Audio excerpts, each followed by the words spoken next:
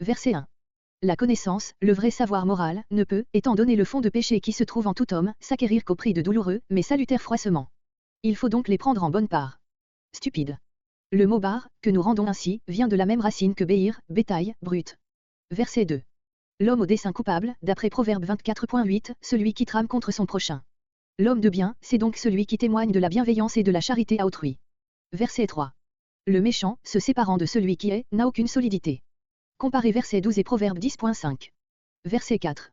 La femme vaillante, vertueuse, attachée à son devoir, honorable et sans tache, est vraiment la couronne de gloire de son mari, 1 Corinthiens 11.7. Elle se fait respecter de chacun.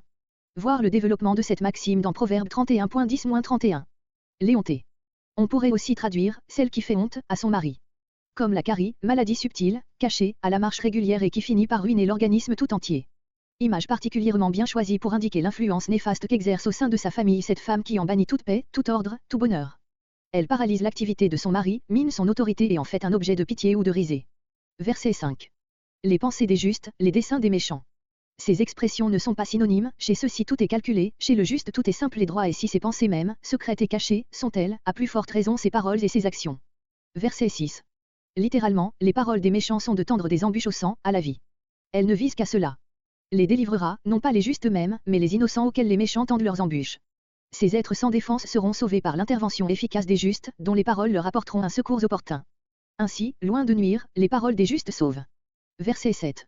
Comparez Proverbe 10.25. D'après cela, que chacun choisisse avec qui il se veut allier. Verset 8. D'après la mesure de son esprit, de son intelligence, de sa prudence, de son sens moral. Le cœur dépravé ne sait apprécier ni les hommes ni les choses à leur juste valeur et se discrédite par la fausseté de ses appréciations. Verset 9. Plus être que paraître.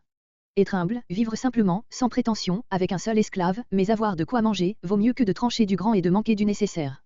Verset 10. De son bétail. Voir Exode 20.10, Exode 23.12, Deutéronome 25.4, Deutéronome 22.6 et suivant, Jonas 4.2. Mais les entrailles.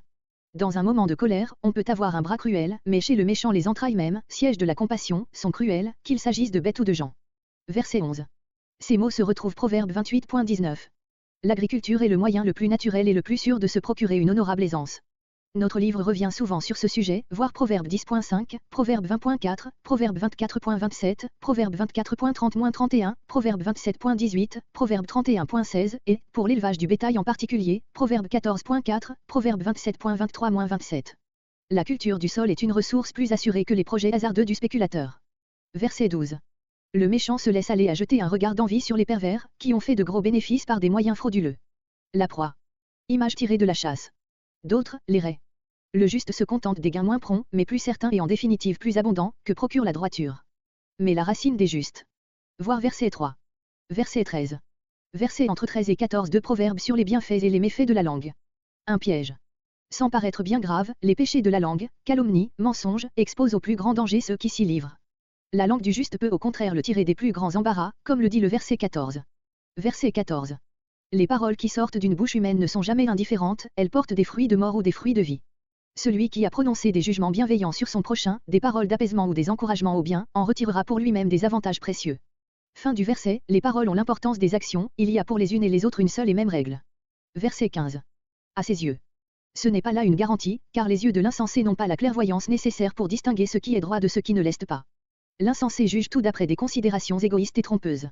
Le sage est humble, Proverbe 11.2, et ne croit pas déroger en prêtant l'oreille aux avis des sages plus âgés ou plus expérimentés que lui. Verset 16. Il faut savoir, quand on reçoit une injure, se posséder et ne pas ajouter encore au désagrément de la situation les conséquences graves qui pourraient résulter d'un emportement irréfléchi, ou le ridicule que ferait naître le spectacle du dépit que l'on éprouve. En montrant son mécontentement, on produit chez l'offenseur, une joie maligne. Verset 17.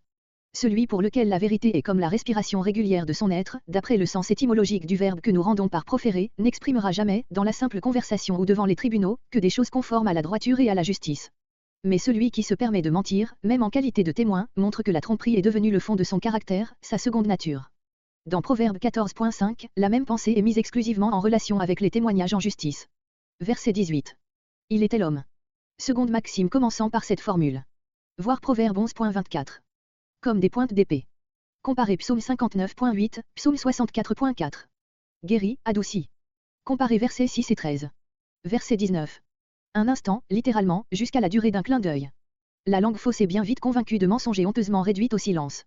Il y a de l'ironie ici, la langue fausse peut, dans les circonstances les plus favorables, aller jusqu'à subsister un instant. Verset 20. Chacun des membres de ce verset est clair en soi.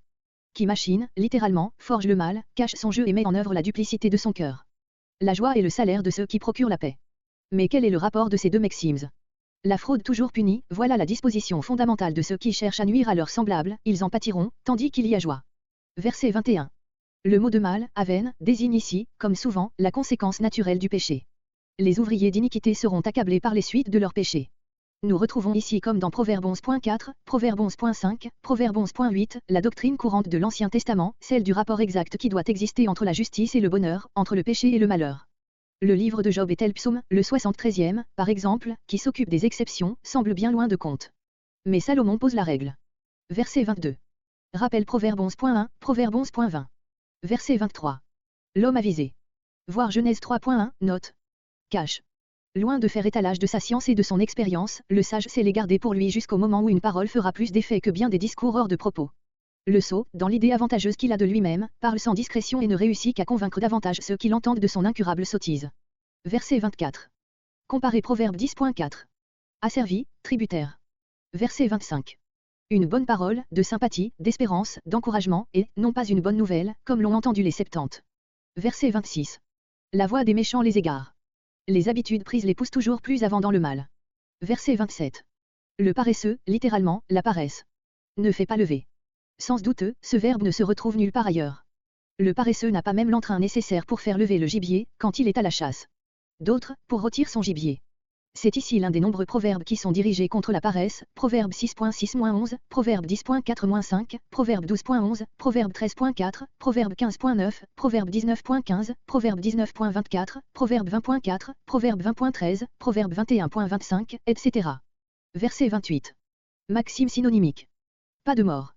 Rien n'empêche d'admettre que les sages israélites aient formé cette expression, alemavet, absence de mort, qui ne se retrouve nulle part ailleurs, pour indiquer la notion de l'immortalité, déjà soupçonnée dans telle maxime des chapitres précédents, comme Proverbe 10.25.